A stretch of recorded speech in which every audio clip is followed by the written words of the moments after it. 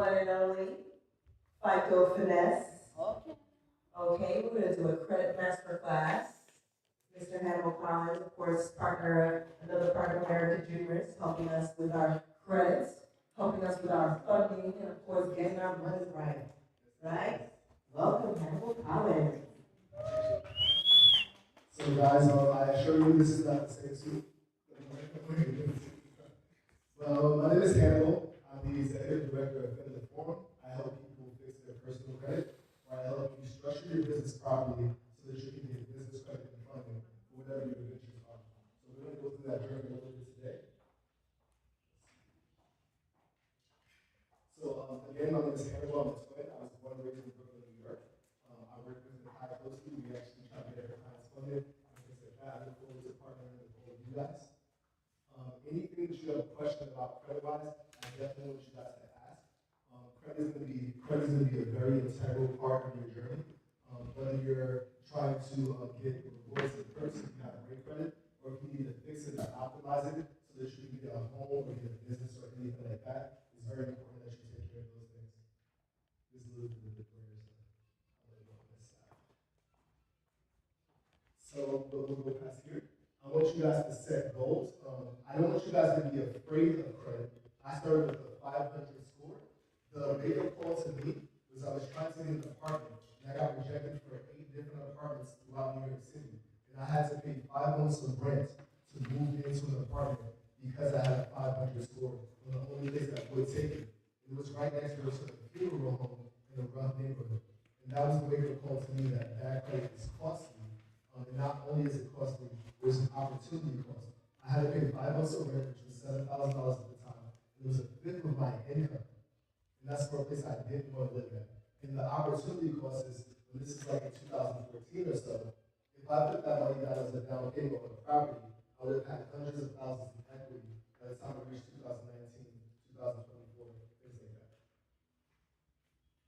So what do you think of when you think of your credit score? That's going to be an internal question. It could be relief. You could be thinking of opportunity. You could be thinking of, are we there yet? Whatever your thoughts are, I want you to not be afraid of credit. I want you to actually know where you're at. If you guys scan that QR code, you're going to get a free summary of your credit score. There's no credit card that you have to enter or anything like that. You'll know exactly where you are. And when you know where you are, we know what trajectory we can take you on. We're going to give you a robust credit analysis. So during this conversation, I'm going to talk about the habits you need to have on the personal side, but I'm also going to go over the business stuff and funding that we need to do. So if you guys get that, you guys will be able to get your credit scores at the moment. So that's how I felt when I had that 500 score and had to pay 5 months of rent up front. That's how I felt. I don't want you guys to feel ashamed, disappointed, anything like that. Now, when we talk about scores, a lot of people focus on the numerical scores. And I want you guys not to focus on the numerical values of your scores. I want you to focus on the profile itself. It is not your score. There's so much variety of scores that it would make your head spin. There's over 4 different Vantage scoring models. There are over 10 different FICO scoring models. So that's a lot of numbers to keep track of. And then there are industry-specific FICO scores. So there's auto, bank card, mortgage, things like that. So I don't want you guys to focus on the numbers. I want you to focus on the habits that we need to have that we are going to cover. These are the actual point associations with how much each point is covered. I'm going to come to this side. Credit is breaking down into 5 different factors. The first category is worth 35% of your score. Therefore, it's worth 192.5 points. It's the main category of credit. It's called payment history. It is absolutely crucial that we pay on time every time. Anything less than 97% payment history is considered bad.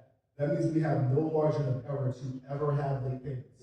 One late payment on one account in 1 year takes you below the 97% that we need to be at. So we need to pay on time every time. I'm going to give you guys some tools to making sure that you don't have any late payments going forward. The second category is called amounts owed. That's the utilization that you're using out of your credit. You have to use a very low proportion on your personal side. You have to use less than 30% of your available limit on your personal side. When we get you business credit cards and products, we can use the entire amount that you need. But on the personal side, it must be below 30%. That's a passing grade, but the ideal that I want you guys to be at is 1 to 5%, which is gonna sound like very little, because in layman's terms, I'm saying that if you have a credit card using 5%, if you have $1,000 credit card, I want you guys to use $50. And that might sound like, why do you want me to use 50 out of $1,000? And again, this is on the personal side. Having low utilization is showing restraint, and that way a bank is going to be more comfortable giving us more money. So if we have myself and Ajada borrowing money from you guys, and we both borrowed $10,000, and I used $9,000, and she used $100, who do you feel comfortable giving $50,000? So banks want to see that you guys are using a low proportion of your limits. Next we have, that's again worth 165 points, 165 points. Then we have our average age of credit. Most people, when they try to fix their credit, they say, let me pay my bills on time. They say, let me use a low amount of my credit. And it does not begin and end there. Another big category is called your average length of credit, which is your track record of maintaining credit well over time. And that's worth 15% of your score, which is 82.5 points, which can make or break how much your score is that you want it to be. So it's not just paying on time, it's not just using a low amount, it's also having a good average age. And by that, I do not want you guys to get rid of your oldest accounts. That's 192.5 points. So average age of credit, we don't want to get rid of our oldest accounts. We also do not want to open up too many new accounts at once. Both of those behaviors will lower our average age. Anything less than 4 years on average is considered fair. Anything less than 2 years on average is considered poor. So we want to make sure we're having a good average age of credit. And again, that's worth 82.5 points. Next, we have types of credit. They want to know that we can handle different types of credit. They want to know that we can handle installment accounts and revolving accounts. So installment accounts have a beginning and ending. That's your mortgage, that's your auto loans, your student loans. A revolving account is your credit cards. So you need both types of accounts to maintain credit well, and that's worth 10% or 55 points. And the last 10% or 55 points is inquiries. Even though it's only 10% and 55 points, it has a big impact. If you're happy-go-lucky and you're splurging and stuff, and you have too many inquiries, that alone can get you rejected. You can have a 750 score, you can make $300,000.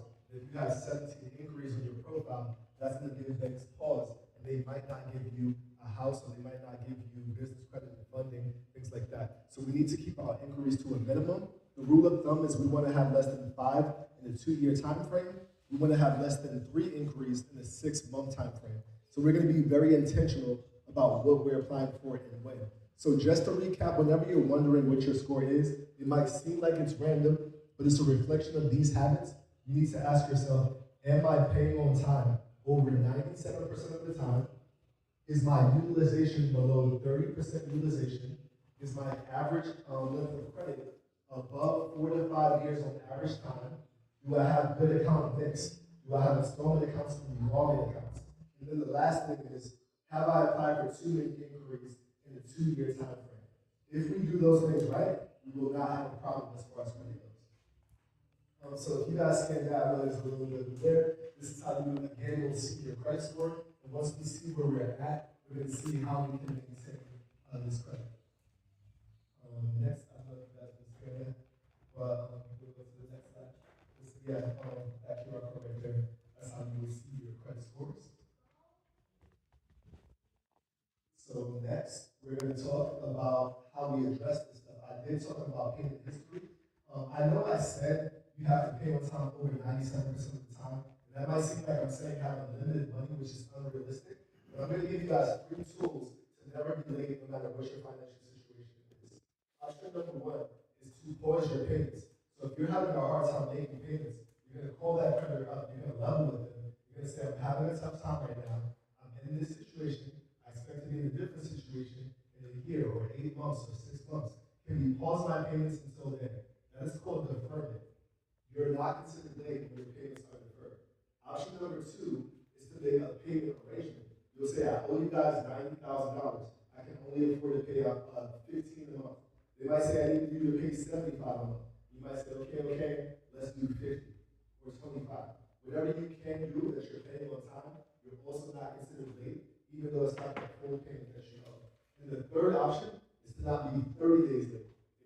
17 days late, 5 days late, 12 days late is not considered late until it's 30 days late. So next, we're going to go to your rights. How do you get rid of this stuff that's blemishes on your credit? You have a lot of consumer protection laws that protect you. You have the Fair Credit Reporting Act. All these will be small acronyms to remember it easy. So FCRA, Fair Credit Reporting Act. You have the Fair Debt Collection Practices Act, which is the FDCPA. You have the Fair and Accurate Credit Transactions Act, which is FACTA. And you have the Fair Credit Billing Act, the FCBA. All you have to know is that these are federal laws that were done a long time ago that protect you, and things have to be 100% accurate, 100% verifiable, 100% timely to be on your report. It's just like the way the criminal system is supposed to work. It doesn't really work for us and stuff. You're supposed to be innocent until proven guilty. You do not have to prove anything. The burden of proof is on the data collections, the debt collectors, the creditors. These things need to be accurate, and they need to be what's called CDIA compliant, which is Measure 2 compliance. Now I'm going to show you guys some graphic examples of how this stuff is not the right way. So even if you really had that collection or charge-off or a bankruptcy or a repo, these things have to be accurate and written on your report the right way. And over 85% of reports statistically are not accurate. So when you guys look at your credit score and evaluate it, you're going to see Experian, Equifax, TransUnion are all saying different things. And if something's the right answer, everybody in this room should say 2 plus 2 is 4. No one should say 97 or 17. But Experian, Equifax, and TransUnion are all saying different things. And that's how we're going to see the information is not aligned, it's not accurate. And I'm going to show you guys how that looks in a second. I know it's like a lot of you doing it. I don't know if you guys can see that.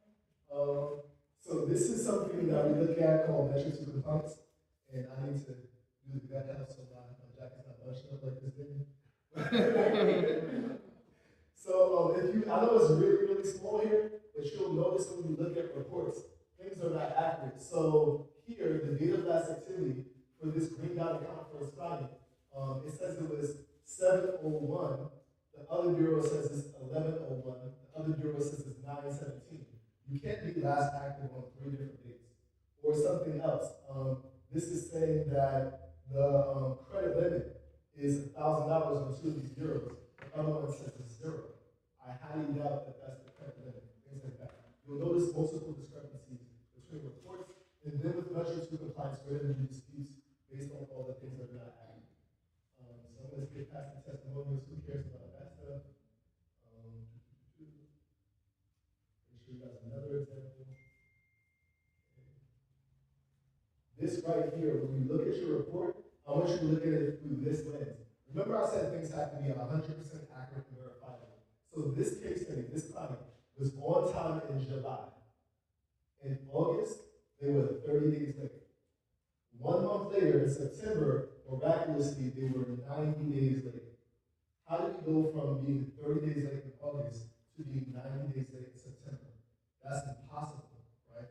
So this is not accurate, and even if they really had that late payment, it has to be removed.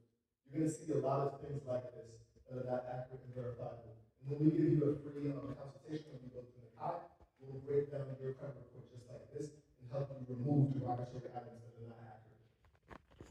This is also the way we look at it. So you could really have collections. This person from LBNB has a collection, but it's showing as an open account, which cannot happen. A collection is not an open account. A collection is closed off, charged off, and then information is sold to the third party. So this is a contradiction right here. So this can't be. Or the number of months and terms are not accurate. One is saying it's 1 month, the other is saying it's 0. Or one is even saying that it's a late payment. A collection is also not a late payment. After 180 days, it's written off as a loss. So it can't be 4 months late and then be a collection that happens 6 months afterwards. So you're going to see a lot of things that are not accurate on there. And of course, we talked about that happens earlier. So I will give you a breakdown like this on your credit report and help you understand exactly what you need to do to fix your personal credit. So that's the crux of personal credit. The reason why I broke down personal credit is a lot of people want business credit or funding, and you need to have a great credit score. And not in this score, I gotta correct myself. You need to have a great credit profile, or else you will get rejected for business credit and funding. Unless you meet very certain standards. Jeff Bezos does not have to personally guarantee Amazon, right? The company has enough time in business, enough revenue, enough trade references where he doesn't have to personally guarantee. You have to have like $3 million in revenue for the past 3 years. Maybe Danny has that, maybe Nakai has that, but I haven't hit that level of $3 million for the past 3 years, so we have to personally guarantee and do that type of stuff. So when you're disputing, I don't want you to dispute online, even though it's easy, right? When you dispute online, you're gonna waive your rights to what's called arbitration, right? So when you're signing that, if they're wrong, there's no recourse that you can take. When you do it in writing, certified mail, you can bring in different regulatory bodies to enforce those rights I talked about. You can bring in the Federal Trade Commission. You can bring in the Consumer Financial Protection Bureau. You can bring in an attorney to sue them for violating your rights. These are federal rights, right? When you get rejected, you have to pay more for everything on your mortgage or your cars or cards. You have to not get access to money, which is harming you. It can cause you emotional stress, where you have to drink extra bitter teas from Danny because you're stressed out. All these things is stuff that you can sue the data furnishers, the debt collectors, the creditors for when you do this stuff the right way. When you're just doing online certified mail, those are some of the addresses. If you reach out to me, I'll help you understand the addresses to send those letters to. Next, we're talking about why are we here? We're trying to get the money, we're trying to get business credit and funding. When you go through Nakai, member.fundeddiy.com, agent/and Lewis, she'll hook you up, Chai will hook you up. To do this, you're going to do a free success game. You're going to access our system where we're going to break down exactly what it takes to structure your business properly to get funded. And the fundamentals are really important. It's very boring. It's not sexy, I promise you. You're going to want to skip this stuff. But a lender is looking at this. This is called lender compliance items. And they want to know that your business is credible. They know that 9 out of 10 businesses fail. So you need to have this stuff in order to not look like you are a high risk to a lender. I'm going to show you why that stuff is in place, and you'll see it being common, but you need to have your entity properly structured. You need to have your business location that is not a home address, because it is a risk, right? Someone can say, hey, I really think you're making a lot of money, I don't like it, I'm jealous, I want to come to your house, and I want to trip on your lawn, and I want to sue you, right? You don't want to have this stuff. Or they can say, you look amazing, I want to stalk you at your house. You know what I mean? So you don't want to have your home address on any of this stuff. You want to have an actual business address. You also need to have a phone number that is not your home phone number. I have 2 cell phones. I have 2 Google Voice numbers. None of that stuff is sufficient when it comes to getting lending stuff. And yes, I have to pay $10 a month. That means I can get $100,000 in funding or $200,000 because I'm credible. That's the investment that I'm willing to make and write it up for my taxes. Next. And some of this stuff is not as important. The phone number is not as important as other things. A business email is not make or break, but it does make you look more professional. You don't want to see shootemup@hotmail.com. You want to see Nakai@AmericanDreamers.com. Things like that. You want to have an actual business email. You can get your EIN for free from irs.gov. You need to have that. That's your tax ID number for your business. You need to have a business bank account. That's when your business is considered to be open. Not only do you need a business bank account, you need to have a certain amount of money in your business bank account. If I told you that number, it might make you shudder a bit, but just know that that's the criteria. Banks usually feel comfortable with you having an average daily balance of $10,000 in your business bank account, right? Now, if you don't have that, you want to be as close as possible to that.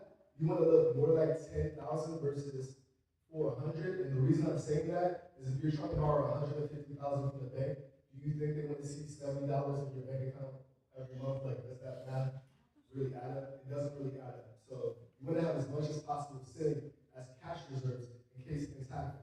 Now, how do you do that? I don't think any of you guys are Scrooge McDuck. I know I have the suit on looking like it, but none of us have to be like that. You can always borrow money and have it sitting there, but that's a criteria. The same way if I got asked you ladies, like, what are you looking for in a man? None of you guys want them to be 4'11" or anything like that. You're looking for a man 5'2" and above, right? A bank is looking for you to have a low 5 bank rating, which is an average daily balance of $10,000 for the past 5 months. So these are some criteria that they're looking at. And the classification of your business is also important. Some of our industries are high-risk industries. Nakai's in insurance. She doesn't have a company called Nakai Insurance. It's called American Dreamers. That's very big. It's not a high-risk name. You're in real estate, right? No, you're in banking. Sorry, banking, finance, all that. She's in real estate. These are high-risk industries. I'm in credit. It's not Collins Credit. It's Finlit Forum, right? So you're gonna have a non-high-risk business name and a non-high-risk SIC code. You're gonna go to siccode.com and find out something like management, consulting, something big that's not gonna scare lenders away, right? Once you have all that stuff, we're gonna give you a resource. I know I took a handful, but every step is a checklist. Every step is a direct link, and there's a video corresponding to every single step that'll guide you through this stuff when you go to the Nakai's link, and we'll break it down for you. So when we look at this, if you don't have something, don't worry about it. We make it seamless to know what to do. If you don't have your entity, we take you to multiple providers to get your entity. The top one you see there is inkfile.com. They have a silver package that will help you establish your entity for free. You just have to pay the state filing fee, right? But we give you multiple providers to choose from. We also help you understand how to make sure you're protecting yourself by not having a business that's infringing on someone else's property. So if you did Starbucks Solutions or McDonald's Management, you clearly would never get money because McDonald's will shut you down, right? So you want to check the U.S. Patent and Trade Office website to make sure you're not using somebody else's business name. Another thing is you want to make sure that you have consistency with the way that your business is listed, right? The state, the county, the IRS, Dun & Bradstreet, all these people have to have your business listed the same, or it's going to be hard to find you. So I need some volunteer with a very common name. And we're going to look on Facebook for that person. And I bet the name doesn't match the face. Danny, what's your last name? Do you remember this last name? Your last name is unique, but if we look for Danny, we're going to see like 20 names. So the same way with your business, you want to have your business listed the same way everywhere so it's not multiple results. Sometimes you don't get money just because they can't find your business or distinguish it from others. So you want to be consistent everywhere. Next, again, I talked about the address. If you don't have an address, even if you're working from home all the time, right, you can use one of these that's going to give you a physical address. So we give you multiple providers to get whatever that you need. I talked about the low 5 bank rating. Low 4 is 1,000 to 4,000. A low 3 is like 100 to 400. We want to be closer to 10,000 than we want to be to 100. Now we're talking about the money. Why did I talk about all that boring foundational stuff? We want to get money from a bank, and we want to do it intentionally. In the beginning, I told you guys about inquiries. We want to keep our inquiries to a minimum. We want to have less than 5 inquiries in a 2-year time frame. How do we get money from a bank without having 25 inquiries like you see, 30, 17 inquiries? We do it by knowing the criteria before we ever apply. So if I'm going to Fifth Third Bank, I'm going to get only one hard pull from TransUnion, and they're going to give me $10,000 to $20,000 with a pull only from TransUnion. So as far as Equifax and Experian go, we don't have a hard pull. So we just have one inquiry on €1. It's giving me 0% interest for 15 months. So I can buy assets with that for 15 months and not pay interest. There's no annual fee, right? And this is the amount of money I'm getting. And I'm establishing a personal relationship with them by giving you a personal credit card. Remember in the beginning when I said you're using 1 to 5% of a personal card, we're using 30%. So are you using $20,000? No. You're probably using $6,000 on the personal side. But you've shown that you've gotten and handled $20,000 well, so they can trust you on the business side now. They're going to say, this person hasn't only touched 200 on their credit card or 2,000, they got 20,000 and they didn't run it up, right? So once we establish a personal relationship, within 90 days, we can get a business credit card with the very same pull. So we're getting 2 cards from one bank with 1 pull versus doing it wrong. So I'm going to keep going. We have TransUnion up to $20,000, no interest for 15 months, right? Next, we're going over to Bank of America. We're pulling from Experian this time. We still only have 1 inquiry on TransUnion, 1 inquiry on Experian. 0% interest for 9 months, no annual fee, $10,000 to $35,000 that we can use on assets. This one is a business card. So we can use the entire $35,000, no interest. We can pay for staff, equipment, marketing, payroll, well, I said marketing, right? You can go to summer and get your marketing. You can do anything that you need to do with this money. Next, and this is coming from experience. And if you do not get approved, hey, if you don't get approved, you can call a reconsideration line to now get approved for this product. Now, last but not least, first we did TransUnion, then we did Experian, and now we're going over to Equifax, and we're going to Alliance, and we're getting again 0% interest for 12 months with no annual fee, $25,000 to $50,000. We're establishing a personal relationship with them. Within 90 days, we will get a business credit product from them as well, using one inquiry from one bureau. So we're doing this stuff the right way, in the proper order, in sequence. When you do that, it works. Now, if you do it the wrong way, not knowing what you're doing, if you went to Wells Fargo, they're going to pull from TransUnion and Equifax. So that means we used two different inquiries to get one product when we could have used one inquiry to get two products and do that 3 times over. You know what I mean? And each of these were 10,000, 20,000, 30,000, sometimes up to 50,000. So if we do it the right way, we can minimize our inquiries and we know what the criteria is. I also didn't mention while we're looking at these, it tells us the tier, so we know we need to have at least a 680 or a 650, or I said 650, absolutely not a 650, a 750 or a 680, but we want to have a clean credit profile like I discussed earlier. By the way, anybody that is a client of ours, Nakai and mine, we appreciate you guys. So we send you on a 5 to 7 day resort stay for 2. If you're a business credit client or a personal credit client, there is no time shares, there's no presentations you have to sit through. You just go and enjoy, and you drink your wellness drink from Danny, and you have a good time.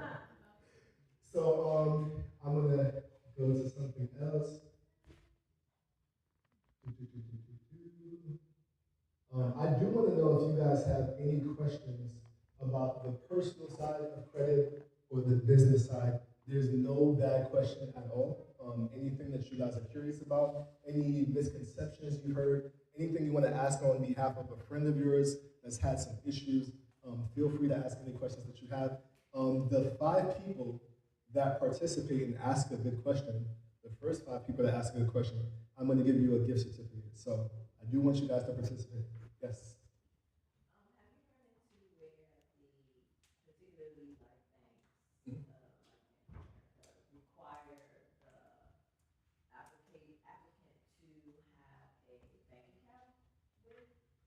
Oh, with them, yes.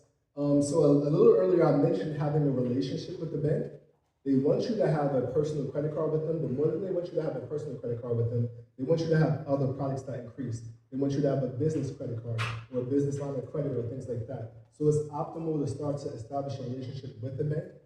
It will do well by you, and it also works on comparable credit as well. So remember I showed you guys this person had 20,000 on the personal side versus somebody else who's only achieved $5,000.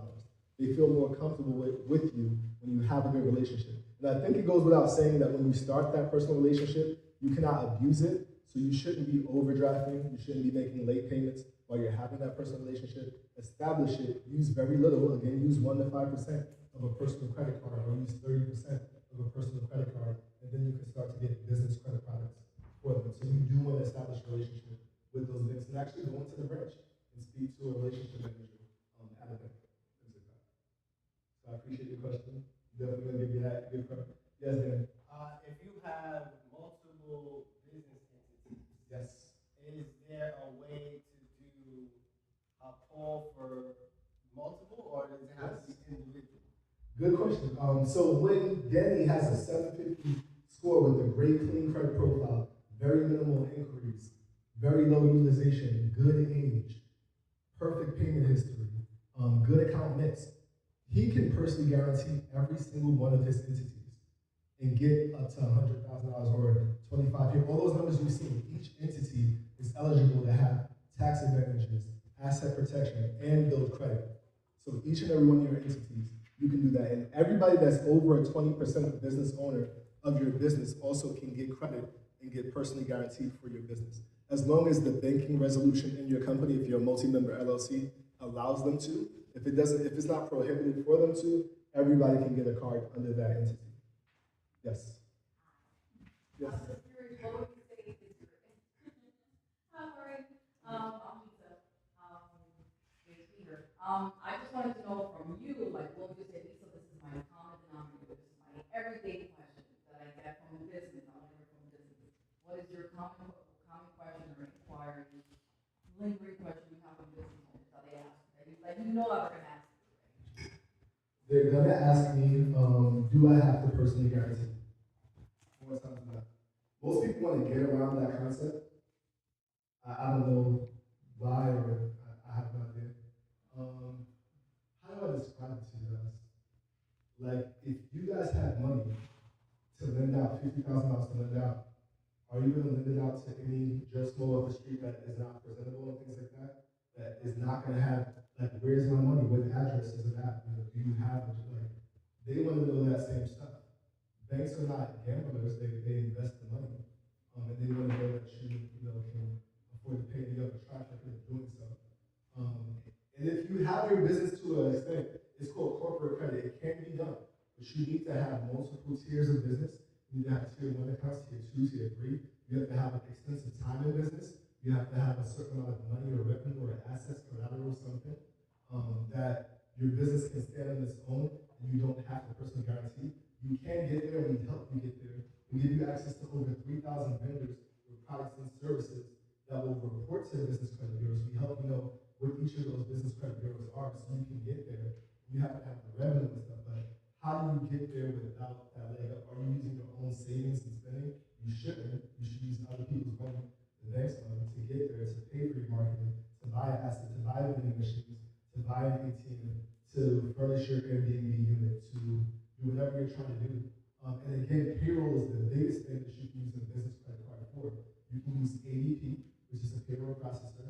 You guys can use that, and you can use their Plastique integration, and you can pay your staff, right? My biggest investment was when my mentor made me get an executive assistant, right? And Nakai did the impossible with an amazing assistant, right? So you need to have one. I was scared because I'm like, I have a credit business. I only get paid when someone signs up for credit repair or business credit. How do I pay someone every week, right? I was scared of that. My mentor told me, like, he was like, it's been 7 months, 2 weeks, and 6 hours since I told you to get an executive assistant. He was my accountability partner, right? And I'm like, what? How do you know that? But he was right? And I finally got one, and I got so much of my time back. Like, how am I here right now? Stuff is still happening because my assistant's taking care of stuff. It's quality time that you get back. I got a lot more revenue. I get to teach kids chess and financial literacy because I have someone. I have quality time and things like that. But I am not organized. The kind of organized I'm not, right? So you have to know what you're strong at, what you're weak at. I'm like the visionary. I do good at systems, but I'm not organized. And there's never been a time that my assistant has cost me more than I've given in that for that payment with business credit card. Yes. So, yes, guys, they will be calling me. So,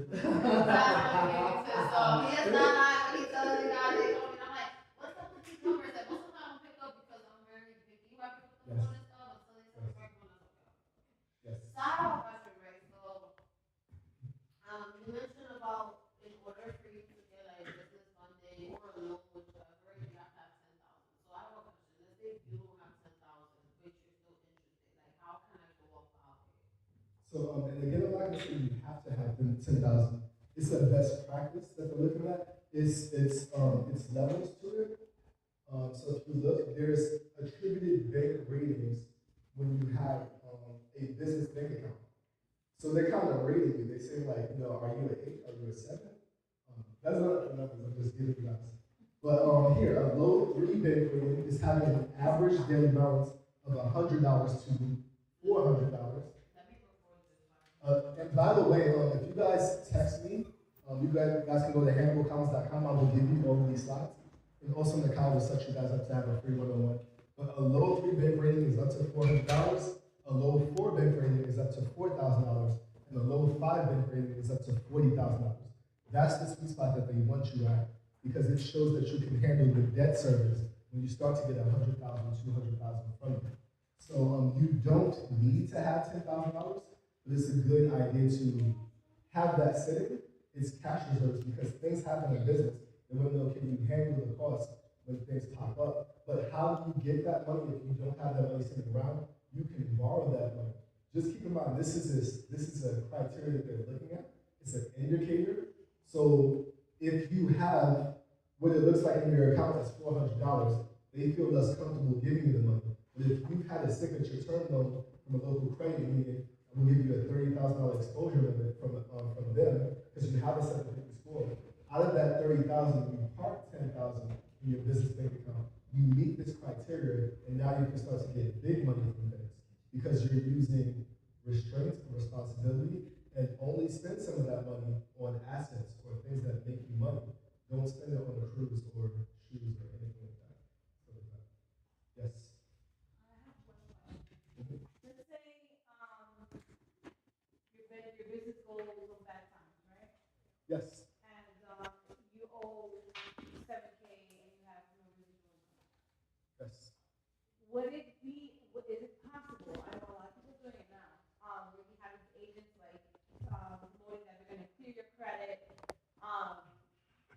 clear your credit report, bring up your credit score, then randomly get you a loan to randomly pay back. So you actually owe, off, your reports. Mhm. So they're like agents, certified agents, and you do contracts with them.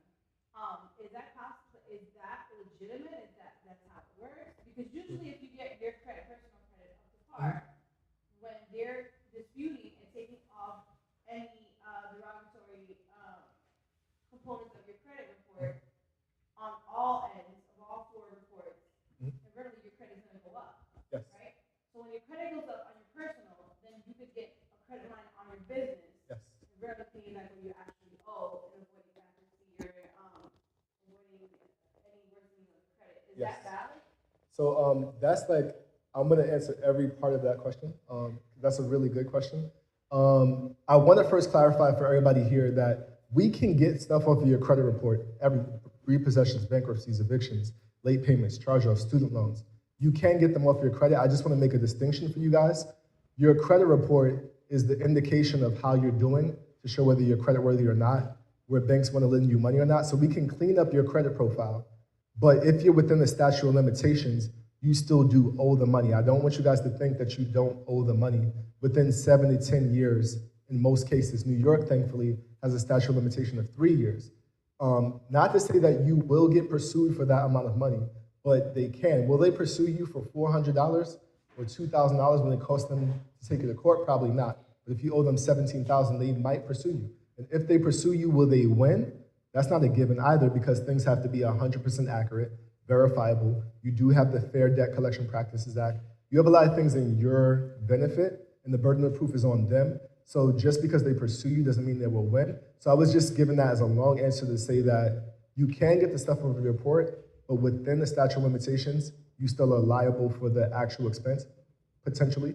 Right now, can we get it off of your profile, which is the important thing, so you can get access to money to do exactly what you said. She essentially said, can we clean up my personal credit profile to qualify for business credit that's not showing on my debt to income ratio, not showing on my utilization ratio, and now make my personal credit good because I shifted this $30,000 I owe from my personal side because I got a business credit card for $50,000 and I paid it off with like a balance transfer check or something like that. So yes, you can do those things. You should have all of your liabilities on your business side. When you guys are going for a car from now on, I don't want you to get your car in your personal name.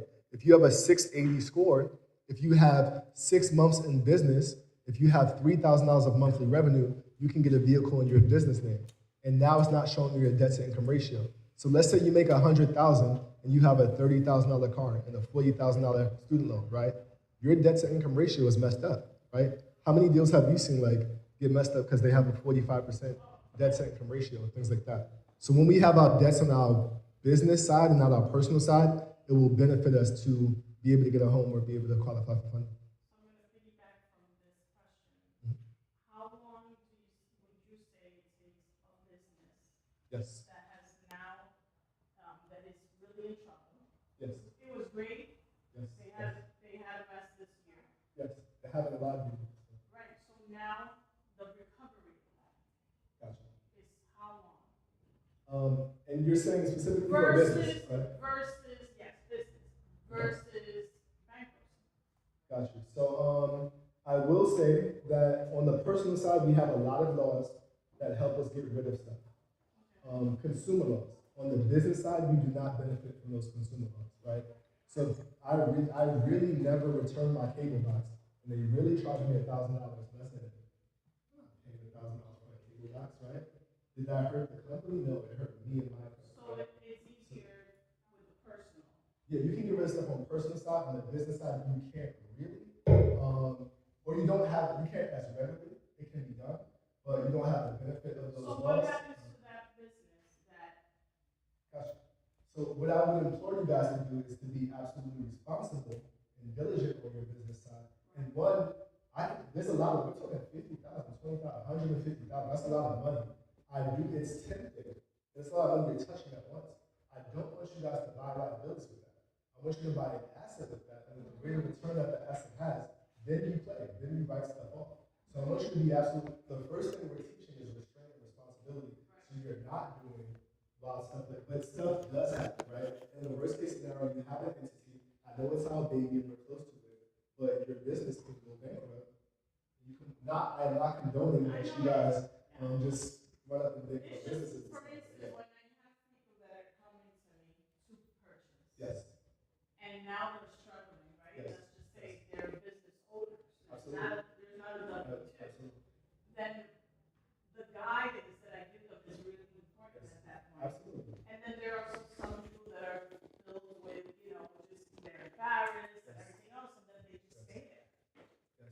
You know what Danny said? Like we can't help what we can't heal what we haven't identified. So I don't want you guys to look in the sand or not know. I want you to know what your credit score is and know that you have a lot of rights on your behalf and we can fix it. And again, like I feel statistically 9 out of 10 businesses fail, right? They do, right? Don't feel ashamed about that.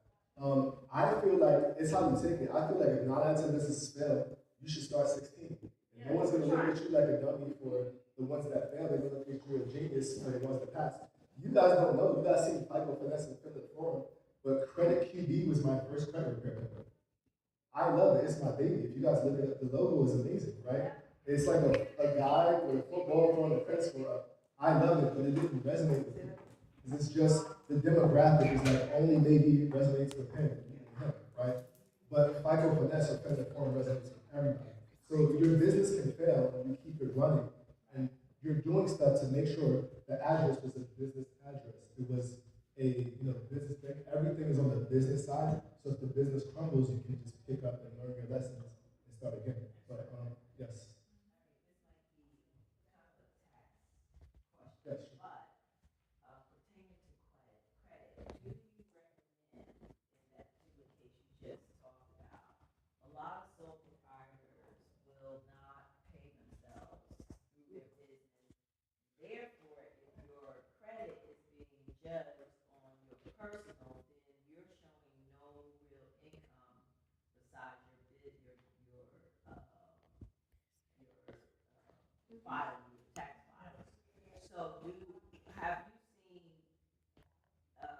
people fare better by having a W-2 income in terms of being approved? My second question is about credit card stacking, because that seems to be the trend now. Remind me about the second question. Okay. I'm not the most organized, but That's okay. so the first question, it's such a toss-up. You should be paying yourself. If you're an investor, if you're anything else, you should be paying yourself for the mere fact that when you move on and try to delegate and outsource it, that line item is not going to be free. You're not going to work for free in my business. You're not going to work for free in my business, right? So you need to know that the numbers work when you're paying a property manager. The numbers work when you're paying a stager, when you're doing this, that, and the third. And it's work that you're doing, so you do need to pay yourself. And a lot of people write everything off, but you have to show income sometimes when you're trying to buy a house, when you're trying to get business funding. So you can't write everything off in that particular year. So yes, you should pay yourself, or you should set yourself up to have that expense paid for when you need to take care of it. Shai loves the Kai, but she ain't doing it. Definitely for free, right? You have to set it up to pay your stuff in tax. But we asked the first question again about the tax. I will be around. Anything you guys need, you can go to HannibalCollins.com and you'll be able able to get my phone number and stuff like that. All of my social media, there it goes. It's FICO Finesse FM on IG, TikTok, Twitter, all that good stuff. But my name is Hannibal Collins. If you go to HannibalCollins.com, I will give you guys all the slides and things like that.